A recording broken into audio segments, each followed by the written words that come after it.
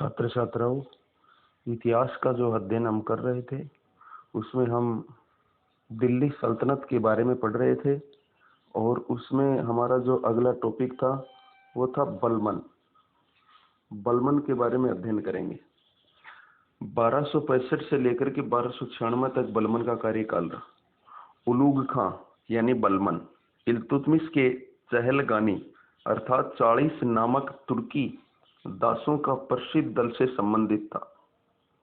वह 1265 ईस्वी में गद्दी पर बैठा। मंगोलों का सामना करने के लिए एक सैन्य विभाग दीवाने आरेज को पुनर्गठित किया। उसने सजदा और पाबोश यानी सम्राट के सामने झुककर उसके पैरों को चूमना की प्रथा को दरबार में शुरू किया। बलमन दिल्ली सल्तनत के प्रशासनिक ढांचे के निर्माताओं में प्रमुख था। उसने शत्रुओं के प्रति लौह और रक्त की नीति अपनाई। तो बच्चों, लौह और रक्त की नीति किसने अपनाई? बलमन ने, जिसमें पुरुषों को मार दिया जाता था और बच्चों और स्त्रियों को गुलाम बनाया जाता था। 1286 में बलमन की मृत्यु हो गई। उसके बाद अमीरों के दलीय संघर्ष ने खूनी रूप ले लिया।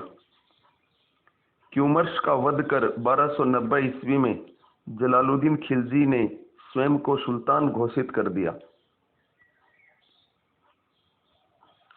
बलमन का राजत्व सिद्धांत बहुत प्रसिद्ध रहा है। राजत्व सिद्धांत मतलब जो भूमि की जो नाप जोख, उसकी जो भी लगान वगैरह की जो प्रणाली, कर वगैरह की प्रणाली बहुत प्रसिद्ध रहा है। बलमन की मान्यता थी कि राजा पृथ्वी पर ईश्वर का प्रतिनिधि है। राजा साधारण मनुष्यों से अलग व्यक्तित्व का धनी है। वह ईश्वर द्वारा प्रदत्त गुणों से युक्त है जो उसे शासन करने की शक्ति प्रदान करता है। बलमन तुर्क अमीरों के विद्रोह से परिचित था। इसी कारण उसने दरबार में कठोर अनुशासन बनाए रखा। कानून व्यवस्था की स्थिति को व्यवस्थित करना, चोरों डाकुओं का दमन एवं राजपूत जमींदारों के शासन का विरोध, विद्रोहों को कुचलना उसके प्रमुख कार्य थे। तो ये था बलमन के बारे में। उसके बाद है खिलजी वंश। खिलजी वंश या खिलजी साम्राज्य पढ़ेंगे हम 1290 से 1320 ईस्वी तक।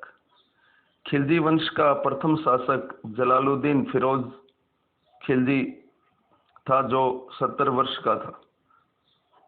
इसके भतीजे और दामाद अलाउद्दीन ने इलाहाबाद में उसका 1296 ईस्वी में धोखे से वध कर दिया और स्वयं सुल्तान बन बैठा।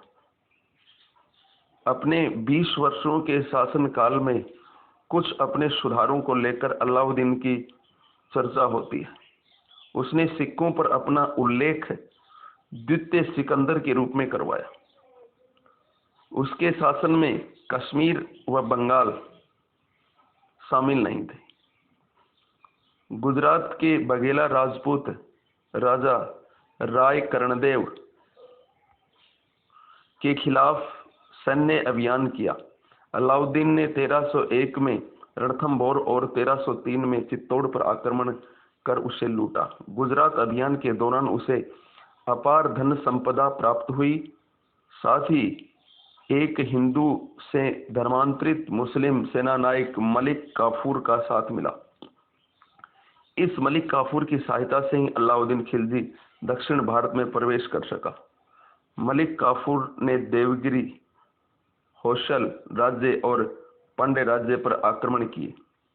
अमीर खुसरो के अनुसार काफूर रामेश्वर तक पहुंचा।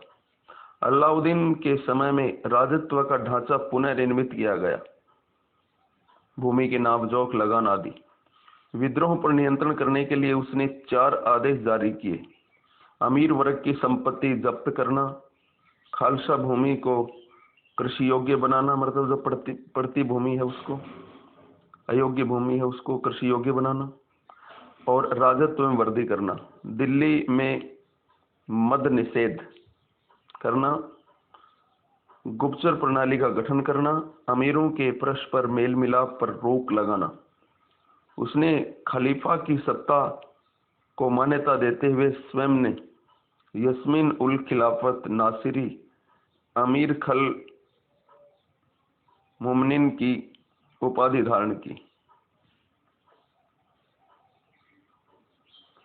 खजाइनुल कुतुब के में अमीर खुसरो ने अलाउद्दीन को विश्व का सुल्तान और जनता का चरवाहा कहा है।